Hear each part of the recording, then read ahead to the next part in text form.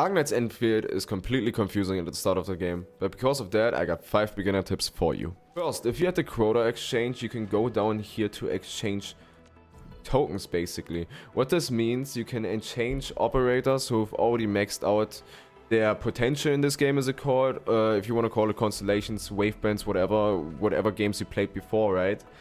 It's basically when you got, in this game, 5 copies of a character, you have that one maxed out. If you get another copy of it, you get these things, which you can basically trade in for 5 currency.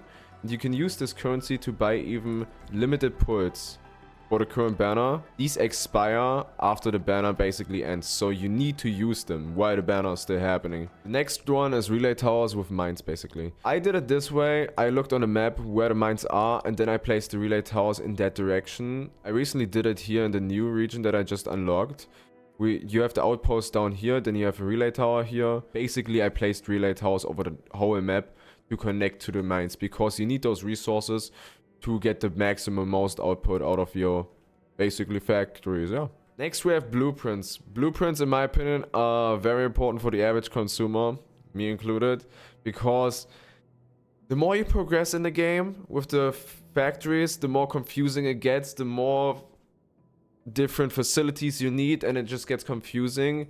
Here for the early game, I found this, for example, online. You have a factory right here, which is basically made by somebody, and it basically produces all early game resources, and you already see, if you're at the start of the game, you're gonna be confused. In Arknights Endfield, you have actually something very nice and generous, in my opinion, on the limited banner, where you have, obviously, 50% to get the character you want, and then you also see here that you're able to get Gilberta and Yvonne, which means I think in total you have a 65-64% chance to basically get the character from the new version, basically, right? Next we have the weapon banners. The weapon banners in Arknights Endfield are quite different than other gacha games. If you just want the radar weapon, don't do that.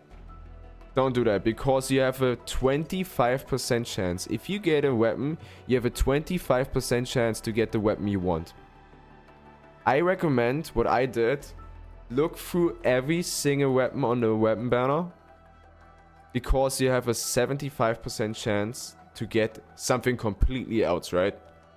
Look through every single weapon, write down what basically stats you need, right? If you got any more good tips, then write them please in the comments so you can help other players too. See ya.